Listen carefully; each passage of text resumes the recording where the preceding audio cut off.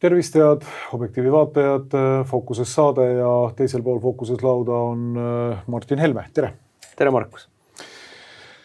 Tuletan kõikidele meelde ka seda, et kestab Objektiivi annetuskampaania ja meil on eesmärgist praeguse seisuga puudu veel rohkem kui 40 000, nii et kõik inimesed, kes ei ole oma annetust veel teinud, et Objektiiv võiks edasi kesta, oma tööd jätkata, siis palun kõikidel see teha. Me kordan, ei tee ainult siin saateid stuudios, vaid meil on portaal objektiiv.ee, kus igapäevaselt ilmub nii uudiseid kui ka arvamuslugusid ja sestap kogu selle ülevalpidamine ka maksab. Nii et aitäh teile kõikidele, kes te olete juba annetuse teinud ja tõepoolest ärge jätke asja ootele, toetage Objektiivi edasi kestmist. Aga läheme edasi meie seekordsete teemadega ja võib-olla esimene, mida võime kohe mainida, on see, et justiitsminister Liisa Pakosta on välja tulnud siis vastupidiselt sellele, mida ta on korduvalt kinnitanud nii sinule kui teistele opositsiooni rahvasaadikutele ja EKRE fraktsiooni liikmetele, et Eestisse ei tooda Tartu vanglasse mingeid Rootsi vange. Siis on tulnud välja sellega, et nüüd tuuakse küll ja Ahmed ja Mehmed tulevad ilusti siia ning pannakse siis Rootsi dotatsiooniga Tartu vanglasse. Minul on küll selline tunne, et mingil hetkel ilmselt Eesti riigi praegust seisukorda arvestades maksab Eesti Vabariigi maksumaksja sellele pullile veel peale või hakkab maksma. Ja siin on hästi mitu kihti. Esimene asi, sa juba ütlesid ära, et kogu see jutt sellest, et toime teenime raha, on nagu kaks tahku sellest, mis on vale. Esimene tahk on see, et isegi nende enda arvutuse järgi me ei teeni raha, hea kui tuleme ots otsaga kokku. Aga tegelikult me teame, kuidas Eesti riigis asjad käivad, tegelikult see muutub Eesti maksumaksja kuluks kindlasti. Nii et kui keegi kinnitab meile, kui Pakosta kinnitab meile, et oi, see on suur tuluprojekt, siis ka see on üks paljudest valedest, mis on kogu selle teemaga seotud. Teine aspekt, mida ma muidugi tahaks ka eraldi rõhutada, on see, et me räägime Rootsi vangidest, aga nad tegelikult ju ei ole Rootsi vangid. Et need ei ole päevavargad Ville Ohrulle, nagu sina kirjutasid, eks ole. Need on ikkagi Mohammed ja Mehmed ja Abdullah ja kõige jõhkramad kõrilõikajad, kõige jõhkramad vägistajad, mõrtsukad, narkokurjategijad, kõige jõhkramad radikaliseerunud islamiterroristid, keda meile siin siis tuuakse. Ja jälle meile valetatakse suud ja silmad täis, et neid ei lasta Eestis vabadusse. Kes see seda nüüd tõsiselt saab võtta? Et kui kõik muu, mida meile on räägitud, on osutunud valeks, siis miks me seda peaksime uskuma ja mõtleme ka, kuidas päriselu töötab. Tuuakse meile järgmisel aastal siia üks terrorismi ja narkokaubanduse ja inimkaubanduse ja vägistamise ja ma ei tea, mille kõige eest süüdi mõistetud somaallane või süürlane või afgaan siia, eks ole, nii öelda rootslane. Ja tal on, ma ei tea, siis eriti karm karistus Rootsist saab 12 aastat kõikide nende asjade peale kokku. Nii, 12 aasta pärast, kus on Pakosta, kus on sina või mina oleme, kus on need arutelud? Keegi ei tea enam midagi. Ja Rootsi ütleb, et oi, meie küll teda ei saa võtta, või meil polegi kuskile panna teda ja tead, tal ei ole enam Rootsi elamislubagi, see sai vahepeal otsa ja see on nüüd küll teie mure, et kui te tahate ta ära saata tagasi Süüriasse või Somaaliasse, et muidugi saatke, me ei protesti, aga siis on kõik väljasaatmismenetlused ja ise transpordikulud maksate ja üleüldiselt ta kindlasti kaebab selle Euroopa Inimõiguste kohtusse ja tegelikult on ta siis meil siin tänaval. Et me kõik teame, et see on vale, et nad ei tule. Ja siin on nagu mitu sellist veel asja. Väärikas riik nii ei tee.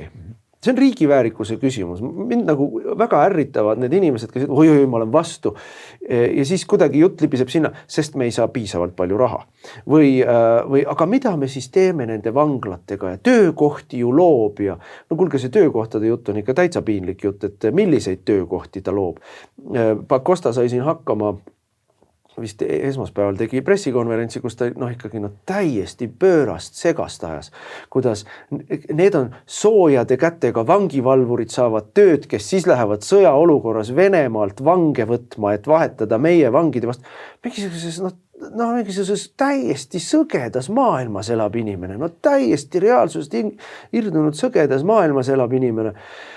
ja ma paneksin selle kõik ikkagi sellesse konteksti, kus me oleme, et meil on valitsus, mis põlastab, jälestab, vihkab Eestit ja teeb iga päev Eestile kahju ja see ei ole kogemata. See ei ole kogemata, see on globalistlik plaan. Globalistlik plaan on ajada lühisesse Eesti inimene. Kui sulle tullakse rääkima seda, et me toome mõrtsukaid, vägistajaid, terroriste Eestisse ja see suurendab Eesti julgeolekut. Vot, mis see veel suurendab Eesti julgeolekut, siis see on ju klassikaline sõda, on rahu, vabadus on orjus, teadmatus on jõud. Ehk siis meile nagu räägitakse, irvitatakse näkku, et see on kõik teie enda huvides. See on teie enda huvides, et te saaksite siia mõrtsukaid ja vägistajaid ja see on kõik teie enda huvides. Mõni inimene saab tööd äkki riigieelarve saab mõne kopika juurde. Et see on inimeste hulluks ajamine. See on, ja siis paneme sinna veel ühe väikse sellise nupukese kõrvale. President esineb siin mureliku näoga ja meedias arutatakse mureliku näoga. Eestlased on rekord kõrgel tasemel võõrandunud oma riigist. Kust see nüüd tuli ja mida me peaks ette võtma, et eestlased ei oleks, venelased niikuinii ei pea Eestit oma riigiks, eks ole, see on kogu aeg stabiilselt olnud. Aga need on eestlased, ütlevad, et nad ei tunne ühendust või seost, nad ei tunne, et see on nende riik. Et kust see nüüd kukkus meile sülle, et tegime ju teile homoseaduse, tegime teile Nursipalu, võtsime lastetoetused ära, tegime automaksu, teeme tuulikuid, irvitades teile näkku, võttes teid samal ajal kõik raha ära, ähvardame teid iga päev sõjaga, kõikidel riigiasutustel on ühe teise riigi lipp peal. Kuidas te ei tunne siis seost selle riigiga? Mis teil viga on? Vastupidi, siin ju isegi imestab Kapo endine peadirektor Arnold Sinisalu, et Eestis on tekkinud selline riigivastane hoiak väga huvitaval kombel. Et väga palju on sellist riigivastasust, et tõepoolest, sa lugesid selle litaania juba siin kõik ette. Ja see on väike jäämäe tipp, eks ju. Palju see väikesed, mingisugused väikekoolid või... Panemegi väikekoolid kinni, eks ju, teeme Rail Balticut kuskile mujale, niimoodi, kuskile Häädemeeste metsadesse miljardite eest, nende miljardite eest, mis algsest prognoosist on vähemalt 4 korda juba kasvanud, mille me ise peame jälle riigina kinni maksma. Ja siis imestavad inimesed, et huvitavad, meil on tekkinud selline teatav võõrandumine, teatav riigivastasus. Et see on nüüd jällegi sellist nagu propaganda ja lühisesse ajamise juttu niimoodi, et me põhimõtteliselt tuleme, keerame teie elu pekki ja siis imestame, et huvitav, miks teil on meie vastu mingisuguseid imelikke ja selliseid musti tundeid. Aga mitte lihtsalt ei keera elu pekki, vaid näkku irvitades, mõnituste saatel, et teile ei meeldive, aga Putin tõstis teie makse. Putin tõstis teile tegi automaksu. Mitte Jürgen Ligi või mitte Michal või Võrklaev, vaid Putin tegi. Ja siis sa mõtled, et kui sa loed Facebookis kommentaari ja loed, et aga ongi idioote Eestis, kes selle kelbase alla neelavad ja siis läbi nämmutavad ja meile tagasi hakkavad seda sooja soga ajama suust, et on inimesi, kelle puhul ongi see aju nii lühisesse aetud, et ajavadki seda jutukest. See on karm, see on muuseas väga karm ja ma ise ka olen kommenteerinud seda, et tegelikult kogu sellise asja koondnimetajaks, kui me räägime nüüd sellest Pakostast ja vanglakaasusest, on tegelikult ikkagi rahvusliku väärikuse puudumine. Et see on nüüd see, et ükski nagu normaalne riik ei käsitle ennast mingisuguse nii-öelda kohana, kuhu tuuakse teise riigi vange. See ei ole mingisugune tühermaa siin, see Eesti Vabariik, eks ju. Ja loomulikult teine on selline kõik müügiks mentaliteet. Prostitutsioon. See ongi rahvuslik prostitutsioon. Riiklik prostitutsioon. Et me müüme välja mingisuguse osa siit. Me hakkame siia tooma nüüd, nagu Pakosta ise ka ütleb tegelikult, et lohutab inimesi näkku irvitades. Pikaajalisi vange. Kõige õudsamaid vange. Need, kes on olnud mõrtsukad, vägistajad, röövlid, lastepilastajad, tont teab mida. Neid me toome siia. Ega me tõesti ei too, lohutab inimesi. Ega me tõesti ei too nagu lihtsalt mingeid tavalisi väikseid vargaid. Svensson ja Jensson on ikka Rootsi vanglas. Jaa, nemad on seal. Et me toome korralikke vange siia. Ja võt see prostitutsiooni pool on nagu minu meelest meie olime valitsuses ja noh, ametnikud panid lauale või ütleme siis ettevõtjad tahtsid teenida ja olid ametnikega juba sefti teinud, et hakkame Eestisse tooma Põhjamaadest prügi. Meil on natuke lõdvemad keskkonnanõuded kui näiteks Rootsis või Soomes, et toome sealt prügi, et see ei ole tegelikult nii mürgine prügi, ehituspraht, et seal on värv on küljes, et seda värvi loetakse keemiliseks aineks Rootsis, et seda seal ei saa, selle utiliseerimine seal on kallis, meil lükkame ahju ja tühja tema. Aga me lihtsalt ei tohi, et see ei ole nagu riigi väärikuse seisukohalt, et jah, mõni ettevõte teenib natuke kasumit, võib-olla isegi riik paneb sinna mingisugused lõivud peale, teenib ka väikse kopikakese. Aga nii ei käitu riik, et me ei ole sõna otses mõttes, me ei ole Rootsi prügila. Ja nüüd me oleme Rootsi inimjätiste prügila ja no vahe värvitud, ära kasutatud uksepiida ja kõrilõikajatest Ahmedide vahel on see, et see uksepiit ei tule mulle kallale pärast. Ei hakka ka nõudma halal liha seal vanglas, eks ole, mida ta raudselt nõuab, eks ju. Nii et noh, see on nagu ikkagi aste kõrgemal alandus Eesti suhtes. Ja muidugi Pakosta kohta tuleb öelda seda, et tegemist on ju ühe pöörasema valitsusliikmega, et me kõik tunneme ja teame, Signe Riisalo oli selline minu meelest puhta satanistliku ideoloogia ellu viia ja tegi seda ka sellise, nautis seda, kuidas ta meid suutis trollida Riigikogus hirvitavalt valeliku jutuga, kuidas kelleltki ei võeta midagi ära ja kedagi ei sunnita mitte millekski ja nii edasi. Kõik oli puhas vale ja ta teadis seda, meie teadsime seda, aga rääkis ikka. Ja Pakosta on jälle, mina mõtlesin, et sellest Riisalost hullemaks ei saa minna. Näe sai. Alati saab hullemaks minna, et Pakosta on selline pioneerijuht, selline hullunud aktivist, et hoia kahe käega peast kinni, iga päev tuleb mingi hullus, see tema Pihlakodu väljaütlemised, eks ole, kuidas, et vägistajad, indiviidi on karistatud, aga asutus, mis tegelikult mahitas seda reformierakondlase omandiga, tegeliku kasusaajaga vanadekodu, mis on mahitanud seda vägistamist, millel on hoolsuskohustus, millel oli leping kliendiga, et ta ei tohi seda teha ja teist teha ja tegi kõike seda, rikkus kõike neid lepinguid, rikkus seadusest tulevaid nõuded, kõike rikkus. Ja on olemas kriminaalseaduses paragrahv, mis ütleb, et neid võiks koristada selle puhul. Ei, prokuratuur ei hakka siin katsetama, kas see paragrahv töötab. Mina olen üleüldse mõelnud seda, et Eesti rahva uueks motoks sellise liberaalsotsialistliku valitsuse all võiks olla Pihlakodu müsteeriumit uurinud prokuröri väljaütlemine, ega siis iga vägistamine ei ole veel vägistamine.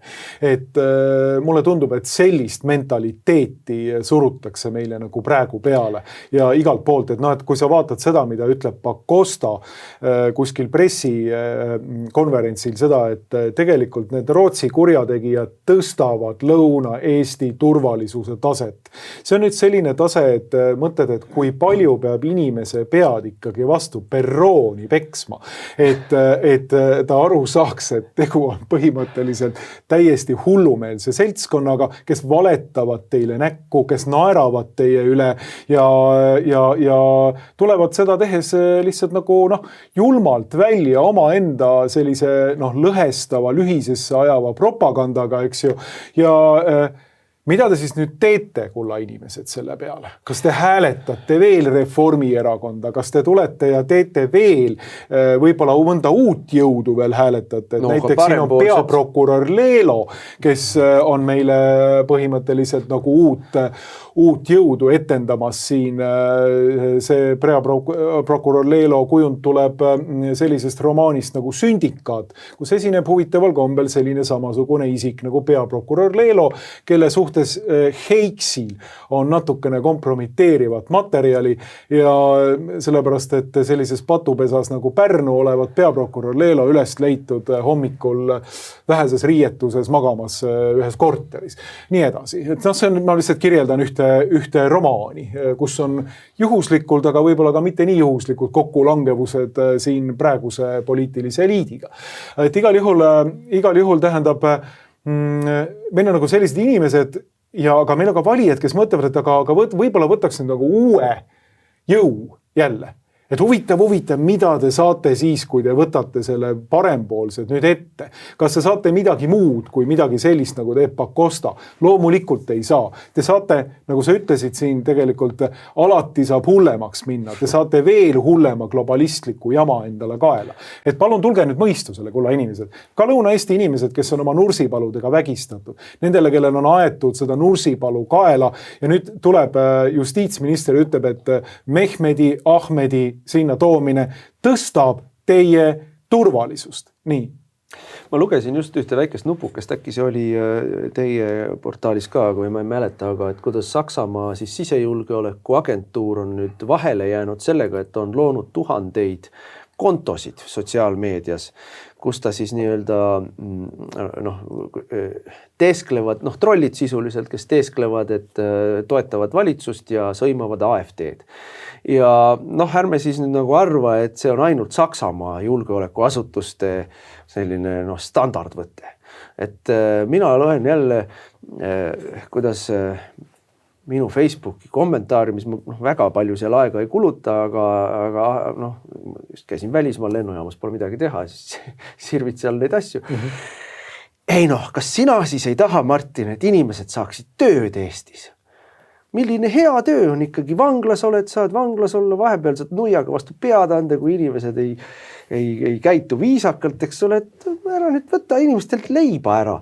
Ja need on samasugused kommentaarid, samasuguses võtmes kommentaarid, kui me automaksu, et ikkagi riik peab kuskilt raha saama ja polegi sul vaja nii suure autoga sõita. Ja sellised, sa näed, kuidas Stratcom on pannud nii-öelda ringlusesse, ajuvabad, aga siukest õiglust täis jutupunktid ja ringlevad ja käivad ja mõtled, kas päris inimesed räägivad niimoodi, kas päris inimesed mõtlevad nii, küllap mõni mõtleb, küllap mõni räägib, aga tegelikult on see ikkagi kõik selline. Ma olin hiljuti Budapestis CEPAC Ungari siis suurel konverentsil ja seal oli üks arutelublokk, oli siis fake news või libauudised ja infooperatsioonid ja kõik see ja seal selles blokis oli siis selle teema spetsialistid, kes on tegelenud nii libauudiste teemaga juba pikemat aega ja üks neist oli väga selgelt ütles, et kui vanasti tegelesid luureasutused või julgeolekuasutused, kuidas me neid iganes nimetame, julgeolekuasutused tegelesid põhimõtteliselt eelkõige sellega, et nad koukisid infot, mida muidu kätte ei saanud, käisid kuulamas pealt või vaatamas pealt või vestlemas inimestega, panid inimesi lobisema ja selle info põhjal nad said teha oma plaani, mis andis neile eelise siis igasugustes väljades, julgeoleku väljas või poliitikas või majanduses, majandusluure samamoodi tähtis asi, eks ole, siis tänasel päeval see info tuleb nii kätte iseenesest. Kõigil meil on taskus, eks ole, mobiil, mis on sisuliselt tööpäevaringne pealtkuulamisaparaat, kõik meie info, meilivahetused, telefonikõned, liigub mööda juhtmeid või signaaliga, eks ole, see kõik on jälgitav, seda infot on liiga palju. Nüüd on sellele info süstematiseerimisele tulnud appi AI, eks ole, tehisintellekt, kes sõelub välja fraaside või sõnade või mingisuguste asjade põhjal sõelub välja see, mis neid huvitab, selle põhjal nad teevad juba seal kokkuvõtteid ja plaane. Aga mis on siis, et neil tänasel päeval enam luureorganisatsioonide põhimure ei ole saada infot. Nende põhitegevus on läinud üle info manufakteerimisele ehk infooperatsioonidele ehk siis avaliku arvamuse kujundamisele. Stratcomile. Puhtalt Stratcomile, täpselt. Et see on see, mida kõik luured teevad. Teevad Ameerikas, teevad Euroopas, teevad Hiinas, teevad Venemaal, teevad Eestis. Ja seal oli küsimus, et kas on lootust, et need luureorganisatsioonid nii-öelda ühel hetkel loobuvad sellest ja hakkavad uuesti tegelema traditsioonilise luurega ja absoluutselt üksmeelne vastus oli, et ei. Et see on nüüd selline struktuurne või põhimõtteline muutus, kus me enam tagasi ei lähe selle juurde, mis oli, vaid nüüd nii ongi ja nüüd see läheb edasi. Ja et selles maailmas meeldib või mitte, siis kõik peavad sellele kohanduma, et kõik suured, rikkad, väga korraliku AI-ga ja masinapargi ja infoga varustatud siis organisatsioonid tegelevad meie kõigi ajude mudimisega. Ja edukalt tegelevad, kui sa vaatad seda, missuguseks on sõjahüsteeria köetud, kui sa vaatad seda, ja nende esimene nii-öelda suur edulugu oli ju koroona ajal, kui ivermektiin kuulutati ikkagi hobuse ussirohuks. Et täiesti kuni eilse päevani oli Nobeli preemiaga maailma üks parimaid meditsiinilisi avastusi, mis oli vabalt kättesaadav ja kõige ohutum ravim maailmas üldse. Üleöö muutus põhimõtteliselt mürgiks, millest isegi rääkida ei tohtinud. Ja väga edukalt tegid seda ja inimesed väga edukalt konditsioneeriti ära. Nii et me näeme seda teistes valdkondades samamoodi, me näeme seda ju nii-öelda kliimakriisi juttude juures ja kõikides sõjajuttude juures. Ja nüüd on, ütleme siis, küsimus on selles, et kuidas inimene ennast selle vastu kaitseb, kuidas ühiskond ennast selle vastu kaitseb.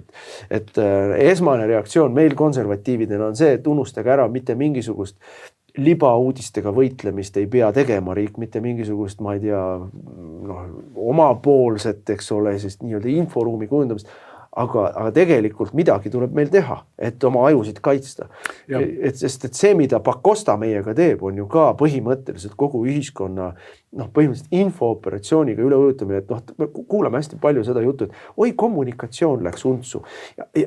Aga kas me saame olla kindlad, et see kommunikatsioon algusest saadik ei olnud teadlikult täiesti sõge ja pöörane ja pani üles nii-öelda hernehirmutise või õlgmehikese, nagu me ütleme, eks. Ja siis me tegeleme selle õlgmehikese või hernehirmutisega ja kõrvalt sõidab rong edasi, nii nagu nad tahtsidki kogu aeg. Absoluutselt, see on väga oluline punkt muuses. See on väga oluline punkt vaadata seda, et mida riigi strateegiline kommunikatsioon inimestega teeb. Me tegelikult võiksime küsida üleüldse sellise küsimuse, et kes on andnud riigile õiguse teha strateegilist kommunikatsiooni oma enda kodanike ajusid pesta. Sellepärast, et strateegiline kommunikatsioon algusest peale on ju olnud põhimõtteliselt sõja olukorras kommunikatsioon vaenlasele. Riigid on võtnud selle üle ja hakanud tegema propagandat põhimõtteliselt nende oma enda kodanike. Aga sellepärast, et tänane liberaalne režiim käsitleb oma kodanike vaenlasena. No täpselt, ja sellest tulebki see välja, et seda see režiim teebki. Kui me näiteks vaatame seda, mida on teinud näiteks Raimo Poom, selline ajakirjanik Delfis. Ära kutsu teda ajakirjanik. Isegi ajakirjaniku jaoks on see solvav. Propagandist, loomulikult, propagandist. Et Raimo Poom on teinud Delfis, eks ju, ja siis äkitselt paar päeva enne, kui Raimo Poom siirdus valitsuse kommunikatsioonibüroosse. Seal töötab täna juba 10 inimest. Nüüd ma ei tea, kas ta läheb asendama seal kedagi või tuleb ta 11. juurde.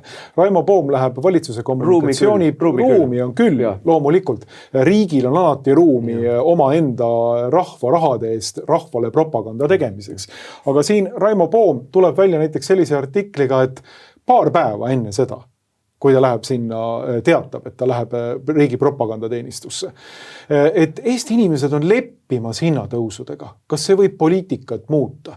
See on selline hea artikkel, mis nagu mõnusalt nagu loob fooni sellest, et põhimõtteliselt ega vastupanu ei ole enam vajalik. Vastupanu tegelikult enam ei ole, inimesed on juba leppinud, mingit probleemi tegelikult enam ei ole. Kas te näete kuskil Eestis autosi põlemas või inimesi tänavatel? No ei näe, eks ju. Ja vaadate, see Los Angeles ei ole. Ja me vaatame siin, et ja siis järgmisel paaril päeval tuleb seda, et Raimo Poom läheb strateegilise kommunikatsiooni nii-öelda meeskonda. Ja mida see tähendab? See tähendab seda, et põhimõtteliselt meil kogu aeg, kui me vaatame nagu Eesti nii nimetatud ajakirjandust või siis nii-öelda peavoolumeediat, siis me näeme seda, et seal on läbi jooks kogu aeg riikliku Stratkomi ja nii nimetatud ajakirjanduse vastu. Et ajakirjandus ei ole ammu enam riigi ehk siis kolmanda võimu valvekoer, vaid ta on ta on riigi ketikoer, kes põhimõtteliselt teeb seda, mida on vaja. Mina läks nii kaugele, et tegelikult ei peaks riigil olema üldse Eestis mingisugust Stratkomi, ta saaks väga vabalt läbi sellega, mida teeb peavoolumeedia. Et valitsuse kommunikatsioonibürooks võibki nimetada ERR-i, Delfit ja Postimeest. Need ongi valitsuse kommunikatsioonibüroo tegelikult. Aga nemad peavad saama kuskilt jutupunktid, nemad peavad saama kusagilt, ega see on ikkagi kõrgem teadus tänasel päeval, et ma lihtsalt tahtsin Raimo Poomi lisaks tuletada inimestele meelde, mis tööd tegi Lauri Hussar ennem seda, kui ta läks Eesti 200 juhtima. Ta oli Postimehe peatoimetaja. Hommikust õhtuni tuli Postimehest Eesti 200 kiitvaid artikleid ja teisi erakondi laimavaid artikleid lihtsalt. Ja läks ära ja kellelgi ei olnud mingit probleemi sellega. Nüüd, aga ma ütlen, strateegiline kommunikatsioon ei ole nii lihtne, et kuskil keegi kirjutas pressiteate valmis. See on, ma olen näinud seda küll ju ka lähemalt. See on ikkagi, tehakse tohutu andmemassiga tööd. Defineeritakse ära teemad kõigepealt, siis defineeritakse ära positiivsed sõnad, negatiivsed sõnad, eks ole. Milliste sõnadega sa kirjeldad neid, keda sa tahad, et inimestel tekiks oksemaitse suhu, eks ole. Paremäärmuslased on kõik need ja nii edasi. Seal on terve hulk selliseid asju, mida sisuliselt masin või ka suured küsitluse agregeeritud andmed annavad sulle välja, milliseid sõnu kasutada, milliseid vältida. Täpselt samamoodi, millised on need positiivsed sõnad, kuidas sa müüd mingeid asju, mis tegelikult inimestele ei meeldi. Kõik see on suur töö. Ja siit me näeme ilusti, kuidas kuna see masinavärk on suur, siis kui juhtub mingi jama, siis esimesed päevad on peataolek. Aetakse mingit jampsi sulle või oleks üldse vait. Tuletada meelde, kui siis see laev, mida meil mindi rahvusvahelistest vetest Eesti vetesse nügima, mille peale siis valitsus rääkis, et oli Eesti vetes, pidades silmas, et need olid Eesti majandusvööndi veed, mis tegelikult on ikka jätkuvalt rahvusvahelised veed, aga Eesti majandusvöönd, inimest ei tee vahet. Et siis võttis 2-3 päeva aega, siis kihku-kähku keldris pandi nagu kommunikatsioonipalaan paika ja siis kõik toimetused, kõik need nii-öelda peavoolumeedia toimetused hakkasid täpselt ühte juttu rääkima. Et me siis nagu võime arvata, et nad ise mõtlesid selle välja, või ei mõelnud, neile tuli ikkagi memo. Absoluutselt. Väga oluline, aga tegelikult me võime ikkagi tulla selle küsimuse juurde tagasi või vähemalt püstitada selle küsimuse siin, et kust me loeme välja Eesti põhiseadusest näiteks riigi õiguse teha ajupesu oma enda kodanikele. No vaat ei loe, aga mida nemad tõlgendavad, on see, et põhiseaduses on nii-öelda põhiseadusliku korra kaitse, meil on põhiseadusliku korra kaitseks ja terve hulk, eks ole, asutusi ja põhiseadusliku korra kaitse all peetakse siis ka silmas seda, et Eestis ei läheks avalik arvamus ei muutuks riigivaenulikuks, nagu Sinisalu meile ütleb, eks ole, et ei tohi riigivaenulik olla ja meil muidugi riik võrdub valitsus. Et ei ole niimoodi, et vaata, kui sa räägid taanlasega, taanlane ütleb, meil on 1000-aastane riik, eks ole, mäletab seal mingisugust 700 aasta tagust kuningat, hea kuningas oli, eks ole, et kuningas ei võrdu riik, tänane valitsus ei võrdu riik, eks ole, opositsioon ei võrdu riik on midagi palju suuremat, palju kestvamat, palju rohkemat. Aga meil Eestis valitsus on riik. On halb valitsus, siis on halb riik, kui on hea valitsus, siis on hea riik. Hea isaket Saar oli ikkagi ja nii edasi. Ja seda ju mõtteviisi võimendab tänane valitsus. Kui sa ütled midagi peaministri kohta halvasti, siseministri kohta halvasti või mõne riigiasutuse juhi kohta halvasti, kui ma kritiseerin Riigikogus kaitseväe mingisuguseid hankeplaane, mida mulle öeldakse, sina oled Eesti kaitseväe vaenulik või sina ei salli Eestis kaitseväge või. Ehk siis, kui sa kritiseerid riigi valitsuse plaani riigi kaitse valdkonnas, siis sa oled automaatselt riigivaenlane. Mis siis, et sinu kriitika tuleneb sellest, et sa tahad, et riik paremini toimiks? Täpselt, see on väga oluline asi muuses, et kritiseerime, kui keegi kritiseerib tõesti nagu riigi valitsemist ja praegust valitsust, siis valitsus keerab selle kahtlemata jällegi Stratkomi enda punktidele toetudes ja nendele uuringutele toetudes, eks ju.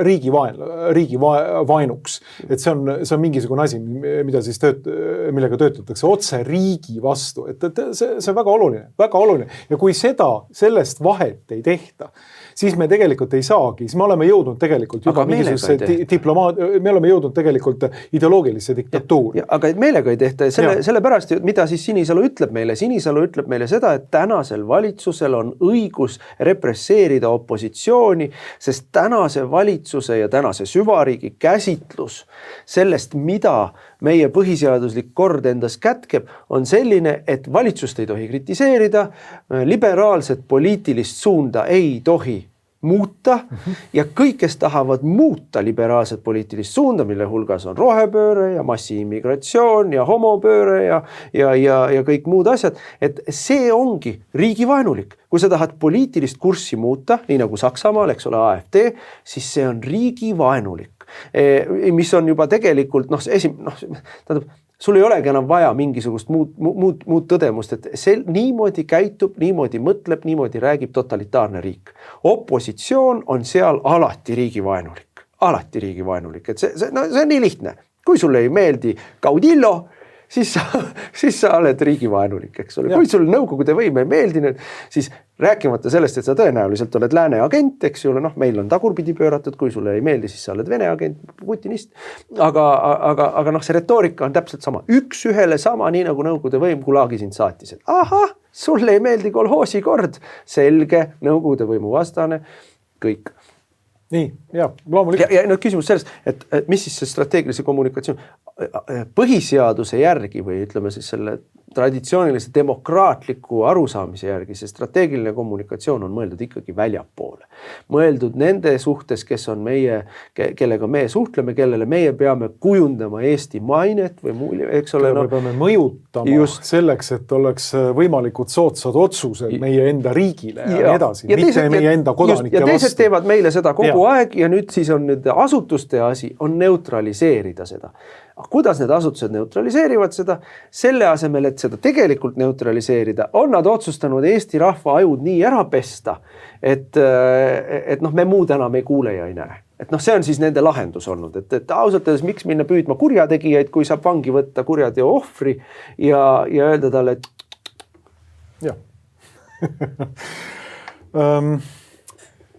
olulised punktid strateegilise kommunikatsiooni vallas tõepoolest, et seda tuleb, ma arvan, et see on nagu üks peamisi asju, mida kodanik peab tänases ühiskonnas üleüldse tegema ja pidevalt kogu aeg ka sotsiaalmeedias liikudes tõepoolest silmas pidama. Sellepärast, et siin on nagu oluline see, et kui te näete tõesti mingeid kommentaare, siis ma olen ise pannud ka tähele, et siin on mingisugune nagu teatav regulaarsus tekib niimoodi, hakkab toimuma hakkavad tulema ligi ujuma mingid inimesed, kellel on nagu süstemaatiline süsteemi õigustav nii-öelda kommentaar kohe varuks võtta niimoodi. Ja kui me nüüd vaatame ja sinagi suhtled mingite spetsialistidega, kes ütlevad, et see ongi tänase luureteenistuse nagu üks põhitöö. Ja siis me võime näiteks vaadata, ma ei tea, Eestis mingisuguseid selliseid kanaleid nagu Propastop, mis tulid välja omal ajal kuskil 10 aastat tagasi Washington Posti Prop or Not lehe baasil niimoodi ja siiamaani me ei tea, kes seda Propastoppi nüüd siis ikkagi teeb, et kes see nüüd on. Me loomulikult räägitakse Kaitseliidu vabatahtlikeks, et see on nagu nali. Et loomulikult see on mingisugune riikliku propagandateenistuse ja Stratkomi vahend, millega siis tullakse ja tehakse propaganda. Vanasti siis, kui meie valitsuses olime, istus ta ikkagi Riigikantselei all. Et see, eks nad ole seotud seal erinevate riigistruktuuridega, Kaitseministeeriumi erinevad varifirmad ja välisluure erinevad riiuli ja varifirmad ja USAID-id ja igasugused suured rahvusvahelised mingisugused koostööformaadid, aga põhimõtteliselt Eestis oli ta ikkagi Riigikantselei all. Nüüd tuletame meelde, kui Elon Musk võttis üle X-i, siis kõik teadsid, et X-is on palju botte. Sisuliselt siis jälle AI poolt loodud kontosid, kes siis mingisuguse sellise lihtsama programmi toel tegelesid kontode all kommenteerimise ja trollimisega, kusjuures need trollimised on üldiselt tihtilugu teadlikult täiesti pööraselt orwellilikud, täpselt see, et kui sina ei toeta automaksu, siis sa oled Kremli agent ja nii edasi. Et nüüd algul arvati, et neid on kuskil 10%. Tuli välja, et peaaegu 30%. Ehk siis X-is 30% nii-öelda kommentaaridest ja kontodest, mis möllasid, olid, ma ei tea, CIA tehtud või kelle iganes tehtud, nad seal olid. Et see on päris pöörane. Facebook ei ole seda tööd veel ära teinud. Et nad ka niimoodi tasapisi vähendavad neid seal, neil on omad mingisugused siis algoritmid ka, mis seda kuidagi proovivad kontrollida, aga ta tegelikult seda tööd ära ei ole teinud. Ja noh, mina ikkagi aeg-ajalt ka vaatan idiootlike kommentaaride puhul seda kontot, kui konto on ikkagi loodud seal, ma ei tea, 23 aastal ehk Ukraina sõja alguses umbes või 22 aastal, 24 aastal ja seal on ainult iga 2 kuu tagant vahetatud ekraani pilti või seda, noh siis on selge, et see on masin või noh, seal taga istub troll. Et ära kustutada, ära blokeerida, raporteerida, teeme nende eluga natuke raske. Jah, kahtlemata. Tuleme teise teema juurde ka. Nimelt Riigikogu korruptsioonivastane erikomisjon on välja tulnud nüüd juba 2 päris skandaalse istungiga. Esimene neist puudutas Rail Balticut ja seal oli ka siis Läti Rail Balticu uurimiskomisjoni juht või liige, kes rääkis sellest, kuidas lätlastel ei ole huvi ega tahet ehitada tegelikult seda Rail Balticut Riiast põhja. Väga lihtsatel põhjustel, nimelt seal ei ole mitte midagi, kus see läbi tuleks. Seal on lihtsalt ilus männimets ja maa. Ja siis, et Eesti ehitab selle esialgu kuskile Häädemeeste kanti Urissaarde selle liini ja sealt edasi vaadake ise, kuidas saate. Et selline olukord. Ja siis nüüd tegelikult teine hiljuti toimunud istung, kus räägiti e-valimistest ja kus osales siis ka Eesti riigi valimisteenistuse juht ning tuli juttu seal sellest, et tegelikult puuduvad igasugused tõendid selle kohta üldse, et sedelite vahetamist oleks auditeeritud elektroonilist. Ja. Oleme siis täpselt elektroonilist sedelite vahetamist oleks auditeeritud ja et oleks seda kontrollitud, et kas selline asi on üldse aset leidnud või mitte. Et igal juhul täiesti mõlemad täiesti skandaalsed asjad. Rail Baltic peaks uppi lööma põhimõtteliselt praeguse valitsuse, sellest hoolimata meie peaminister ütleb, et tegelikult Eesti võiks ehitada selle üldse vaated piirini ja Rail Balticu ja sealt edasi ka veel. Läti poole ka veel ära teha. Ja siis nüüd kogu see e-valimiste süsteem, et see on sama skandaalsemgi asi veel. Nii et siin tuleb, need on nagu asjad, mis tegelikult peaks juba panema valitsuse vähemalt riigis, kus oleks mingisugunegi parlamentaarne kultuur enam vähem võbisema ja kui mitte võbisema, siis kukkuma. No võtta ka, ütleme siis niimoodi, et mõlemad on juhtumid, kus õigusriigis väänataks juba inimestel käsi raudu. Muidugi. Mina ütlen küll, et valimiskomisjoni liikmed ja juhid oleks niimoodi, et seda küll ei osanud arvata, seda küll ei osanud näha ette, et nii võib minna. Valimistesse on tehtud kaebusi.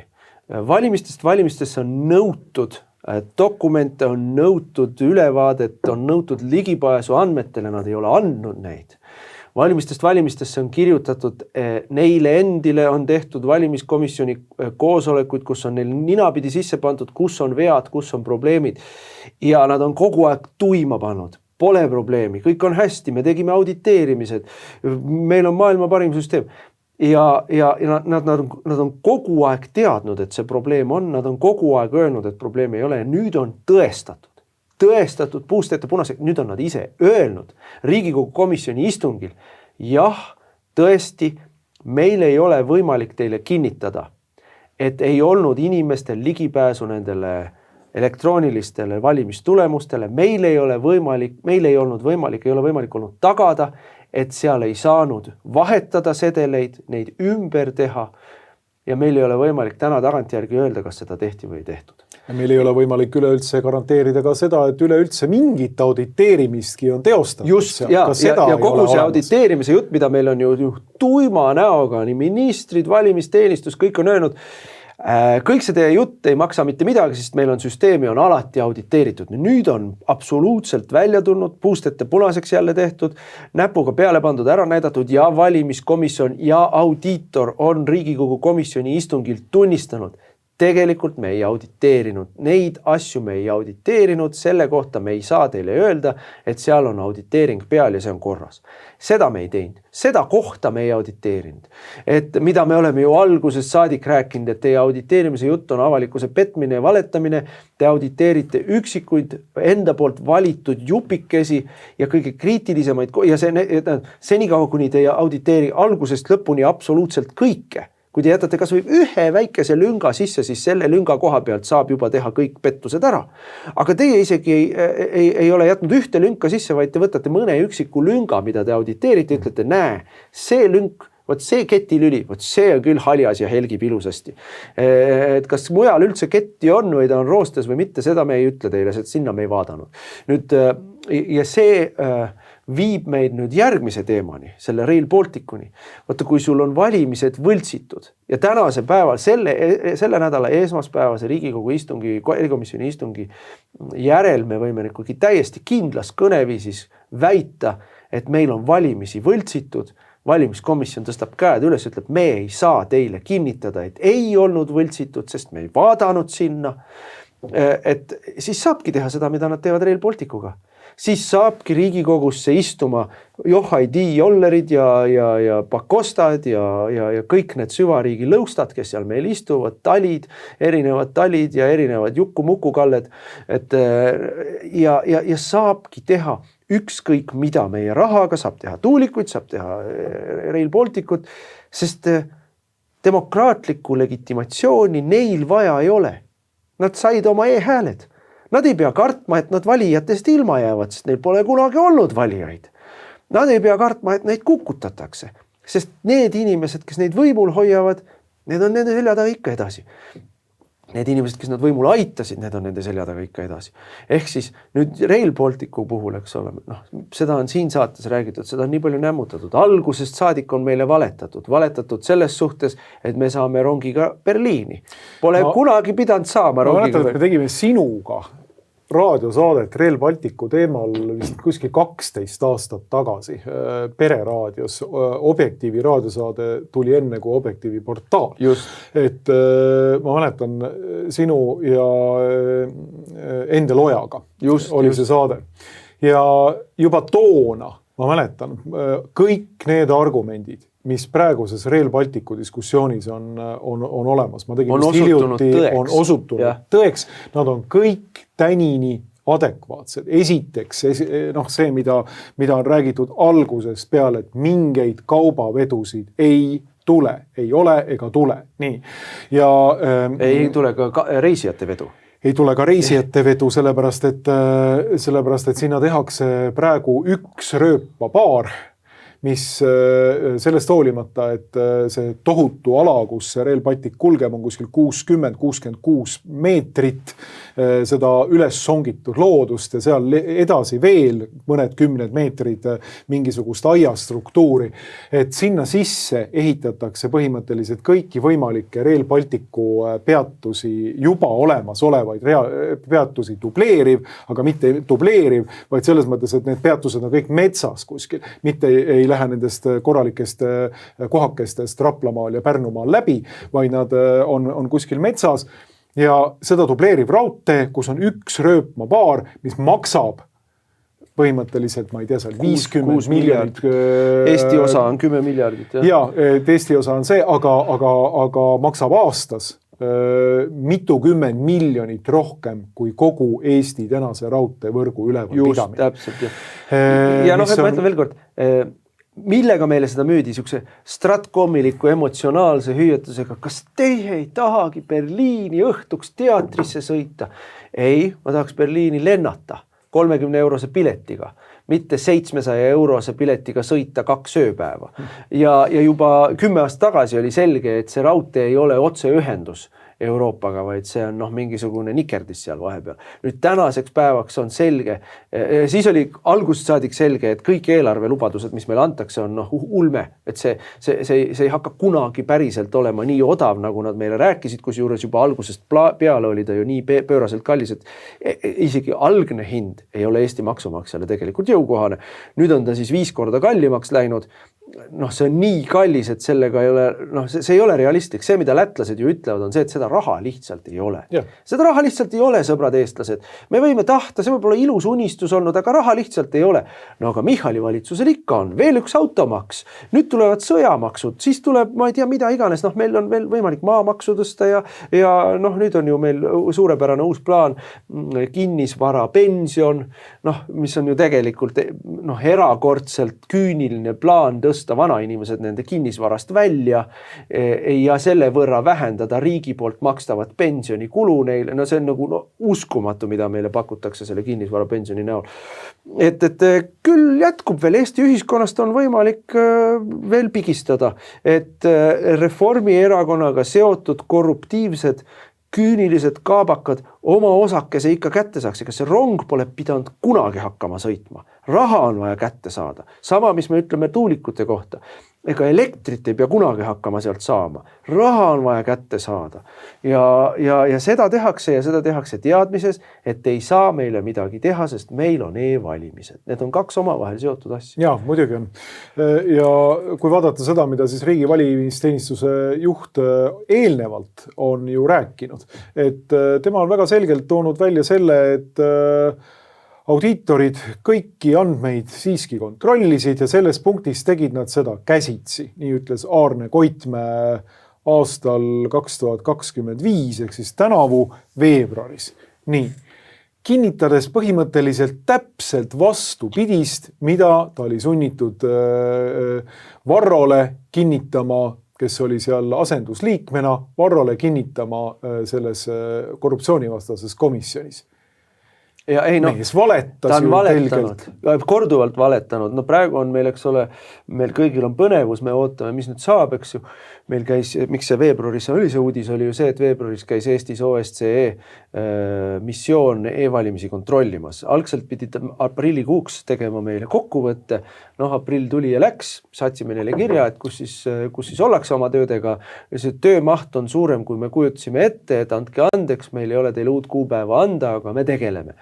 Noh, ma ei oska vastata, mul puudub nagu mingisugune selline, ma ei ole nii optimistlik, et ma arvan, et sealt tuleks nüüd meie jaoks üheselt selgelt otsus, mis ütleb, et Eesti e-valimised on täielik pättus ja see tuleb kohe ära lõpetada. Noh, OSCE ei ole selline organisatsioon, mis nii, noh, ütleme, üheselt ja jõuliselt väljenduks, aga ma arvan, et nende raportis, mis saab olema tõesti pikk ja põhjalik, on kindlasti lõigu kaupa asju, mis ütlevad meile niisuguses bürokraatlikus keeles, mõistlik oleks. Et kuulge sellega demokraatlikud valimised nii ei käi.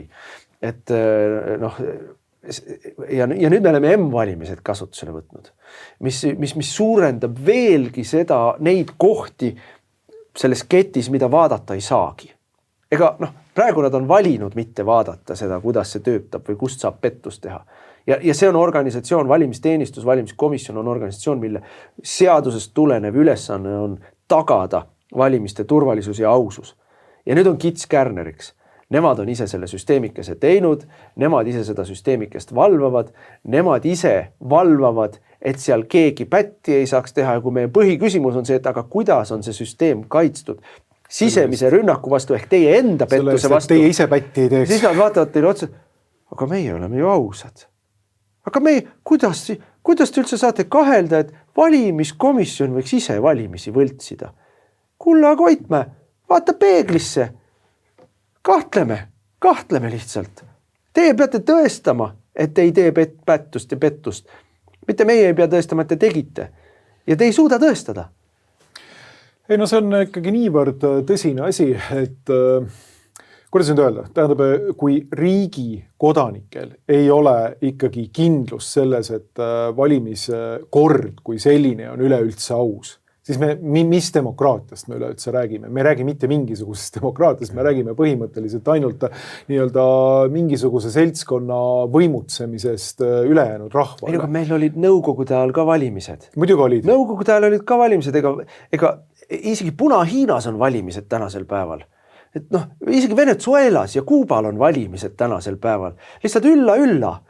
Võidab ainult üks partei, 99%. No meil 99% veel ei ole, aga harjume selle süsteemiga ära ja... Ei, no meil on 70 ja nii edasi, sellepärast, et kuigi praegu on tõsi, opositsiooni toetab enam-vähem üle 70 ja valitsust 20 alla 20, siis tegelik nii-öelda, kui Riigikogu valimised alati tulevad, siis ühispartei erinevad osakonnad. Vaata, lääne liberalistlik internatsionaal on teinud palju paremini kui kommunistid Hiinas või Nõukogude Liidus. Nad on moodustanud ühispartei ja teinud selle löönud erinevateks osakondadeks. See on ka kahtlemata Stratkomi lüke, et oleks meil valida erinevate erakondade vahel. Palju toredaid inimesi, mis näiliselt nagu tegelevad natukene erinevate poliitikatega. Kui te vaatate seda nagu tervikkomplekti ikkagi, siis ühispartei, E200, sotsialistid, Reformierakond, Isamaa ka tegelikult sinna juurde ja nüüd tõusevad parempoolsed. Need saavad ikkagi üle 70% Eesti Vabariigis antud häältest. Ehk siis tegelikult me oleme ikkagi Nõukogude Liidus. Tegelikult on ikkagi niimoodi, et ühispartei, liberalistlik internatsionaal lihtsalt ruulib. Ja sarnasus Nõukogude Liiduga on veel ka see, et on olemas ametlik ideoloogia, millest ei tohi kõrvale kalduda. Ja kui sa sellest kõrvale kaldud, siis ongi tegelikult kodanlik hukkamine. Nüüd vaata seda ühispartei näide, minust parimat näidet enam ei ole kui see, mis toimus Hollandis. Hollandis on üks erakond, kes ei ole selle ühispartei liige, see on Wildersi Vabaduspartei. Ja siis toimusid valimised, ka seal tekkis ennem valimisi üks põllumeeste partei, sellega tehti 1-0 ära. Selle põllumeeste partei, need olid sellised, korralikud maavillased mehed, kes olid selle vastu, et keskkonnareeglitega põllumajandustootmine välja suretatakse. Tegid poliitilise liikumise, said rahva toetuse taha, aga lihtsalt ja siis võeti valitsusse ja seal valitsuses olles tinistati ära, muudeti süsteemi osaks, kellele anti ilusti autojuht ja limusiin ministri kohakene, kellele anti väike subsiidium ja kellele, kes kaasa ei mänginud, sellele tehti infooperatsioon, tehti skandaalike kaela ja kogu lugu. Selle partei protsent on praegu alla 1. Ja Wildersile taheti sama teha. Et võeti valitsus 8 kuud kestid läbirääkimised, et koalitsioonilepe kokku saada. Lõpuks tehti koalitsioonilepe, mis oli väga hea koalitsioonilepe. Ja siis aasta otsa ei täidetud ühtegi punkti sellest, mille Wilders oli sinna sisse võidelnud. Ühtegi punkti sellest. Ja Wilders ütles, sorry, et niisugust valitsust ei saa pidada. Ja kutsub esile valimised. Ja loomulikult nüüd ühisparteil on järgmine plaan, et nüüd tuleb Wilders siis opositsiooni jätta. Vaatame, kuidas valimised lähevad, Hollandis e-valimisi ei ole.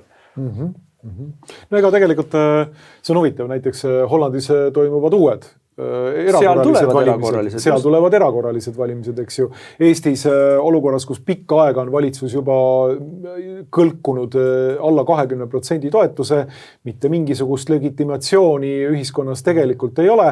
Ei ole isegi seda kindlust, sa ütlesid, meil puudub kindlus, kas valimised on olnud ausad. Minu meelest on meil tänaseks päevaks täielik kindlus, et valimised ei olnud ausad. Me nagu peame rääkima selles võtmes, et vabadussõbrad, mingeid ausaid valimisi ei olnud. See, mis meil täna Riigikogu koosseis on kuskil tagatoas tehtud skeem. Aga ega erakorralised valimised seda olukorda ära ei lahenda. Selles mõttes, et need on lihtsalt erakorralised e-valimised jällegi uuesti. Oleme optimistid. Vaata, mis juhtus siiski Poolas. Ja Poolas selgelt, ja küll Poola on võrreldes Eestiga tähtis riik Euroopas, ikkagi suur ja tähtis ja strateegiliselt ja nii edasi, aga Poolas siiski ameeriklased selgelt sekkusid. Seepärast kõik teised ka sekkusid.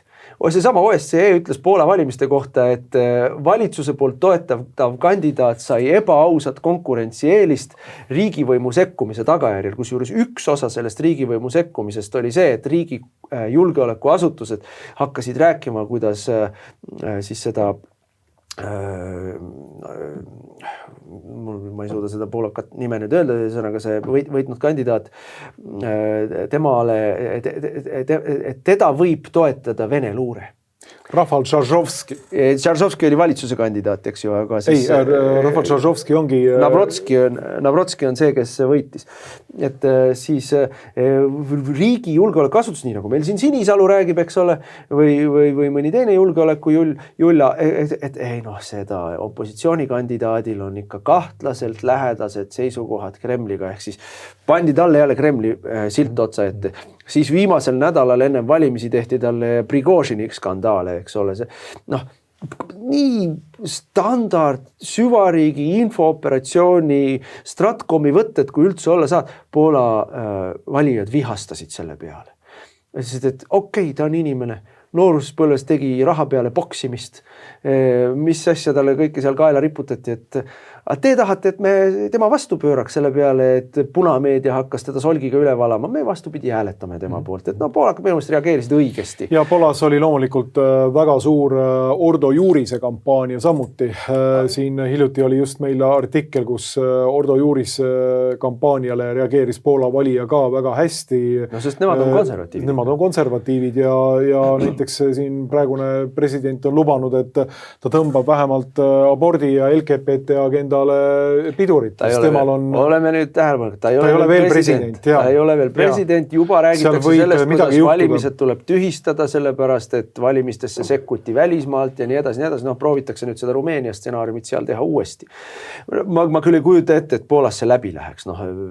Poola tänane liberaalne režiim on kohutavalt võimu kuritarvitav, põhiseaduse jalge alla tampiv, kohtuotsuseid eirav ja rikkuv õudne kamarilja, aga ta on ka ebapopulaarne. Ja tema see nii-öelda ühiskondlik kandepind on järjest ahenev ja Ei no ära sa ütle ikkagi, selles mõttes, et Poola presidendivalimistel oli ikkagi ju peaaegu 50-50, et võitis konservatiiv, seal mõne okei, aga valitsus ei ole 50. Valitsus ei ole 50-50, aga siiski see näitab, et Poola ühiskond on ka lõhki. Aga see on ju kõikides riikides, kus siis satanistlikud, globalistlikud jõud tegutsevad, on see üks ja sama. Ajamegi ühiskonna kildudeks, lõhumegi ühiskonna ära, pöörame venna vastu, ajame inimesed hulluks. See, kes ei teinud süsti, sellele ässitame kallale selle, kes tegi süsti. See, kes Ukrainale tegi annetuse, selle ässitame kallale sellele, kes ütleb, et aga miks sa ei teinud annetust Eesti laste haiglale.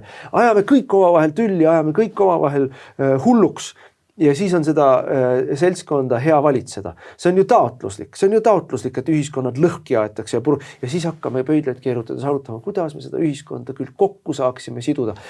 Anname rohkem raha ikkagi infooperatsioonide tegemiseks, et ikka me peame rohkem raha andma MTÜ-dele, kes teie ajusid pesevad.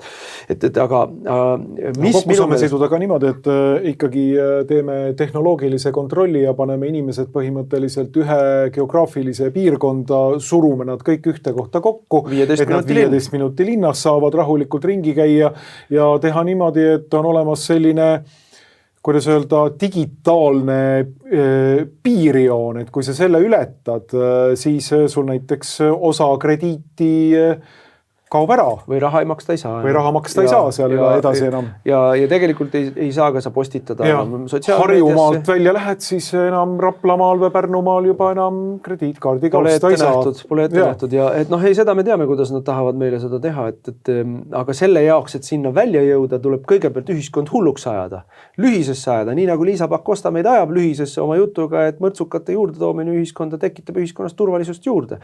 Ja see on taotluslik iba, millega aetakse inimesi hulluks ja tegelikult tekitatakse inimestel jõuetuse tunne, et mida ma hulludega teen. Järgmine asi on lihtsalt võtta Molotovi kokteilid ja kaikad, eks ole. Aga Poolas on seda samamoodi süstemaatiliselt tehtud. Mina arvan, et Poola valimiste, ütleme siis, krõksukoht või murdekoht oli see, kui Ameerika valitsuse liikmed läksid sinna ja ütlesid, et kui te tahate, et Ameerika oleks teie sõjaline liitlane edasi, siis tuleb valida konservatiiv, sest Poolas kardetakse sõda samamoodi nagu Eestis. Ja see oli isegi mitte enam läbi lillede öeldud, et kui valite siin euromeelse liberaalse Brüsseli kandidaadi, siis ei ole enam kindel, et te saate loota Ameerika sõjalisele toetusele. Ja see ikkagi, valjusti välja keegi seda ei ütle Poolas, aga see, ma arvan, mõjus ka väga hästi sellele valimistulemusele. Nii et Poola valimiste oli selles mõttes hea näide sellest, et neil ka ei olnud e-valimisi. Aga mida me nägime Poolas jälle, loomulikult sama trikki kasutati, mida kasutati Rumeenias, vahetult enne valimisi tekkis juurde palju uusi valimisõiguslikke inimesi, et noh, uuendasime siin andmeid, kui palju inimesi oli meil ununenud lisada valimisregistrisse. Rumeenias nad hääletasid kõik selle nii-öelda liberaalse kandidaadi poolt. Kõik nad hääletasid välismaalt, kõik nad hääletasid posti teel. Vaata, kui tore. Ma just olin Prantsusmaal patriootide, selle üle-euroopalise patriootide erakonna koosolekul, kus arutati kõiki neid asju ja siis ma seal ka vaidlesin inimestega, et me peame tähelepanelikud olema, et kui hakkavad väljasmaalt tulema hääletused, et mismoodi see käib, me peame seal kampaaniat tegema. Ärge üldse nagu mõtelge selles võtmes, et siis me peame hakkama välismaal kampaaniat tegema. Välismaal ei täida neid sedeleid mitte keegi. Kuskil äärelinnas väikeses kontoriruumis täidetakse neid sedeleid. Kui te tahate välismaa häälte, millega nüüd kallutatakse valimistulemust, häälte osakaalu nii-öelda sirgu ajada, siis ärge tegelege kuskil Prantsuse Guyanas kampaaniaga, raiskate seal ressurssi, vaid otsige üles see kontor, kus nüüd Prantsuse Guyana hääleõiguslikud inimesed nii-öelda hääletavad. Jah. Ehk siis põhimõtteliselt me oleme keset sellist globalistlikku hullumaja selle tõdemusega, vaat et pea iga saade lõpeb. Küll aga meil on vaja nagu sellist, mina ütleksin, meil on vaja sellist, kuidas öelda, vasturevolutsioonilist ja konservatiivset stratkomi, mida me siin Objektiivi stuudios teemegi, et nendest teemadest tuleb rääkida ja neid teemasid tuleb inimestele üha rohkem ja rohkem välja ütelda. Mul vahel inimesed küsivad, no mis sest kasu on, Martin? Teete oma raadiosaadet, mis te teete sest? Aga mina ütlen, mis on kasu. Mina mäletan seda aega, kui ma ise olin, ütleme, ei olnud poliitikas, ei olnud kommunikatsioonis sees. Ja see tunne oli peal juba siis, et hulluks lähen. Et ma ei saa ju olla ainus normaalne inimene, kes mõtleb, et see, mis nad meile räägivad, on täielik absurd, ajabki hulluks. Meie siin, sina siin Objektiivis, meie oma raadiosaatega Uute uudis, meie teeme vastu mürki sellele hulluks ajamisele. Ja see on ka suur töö.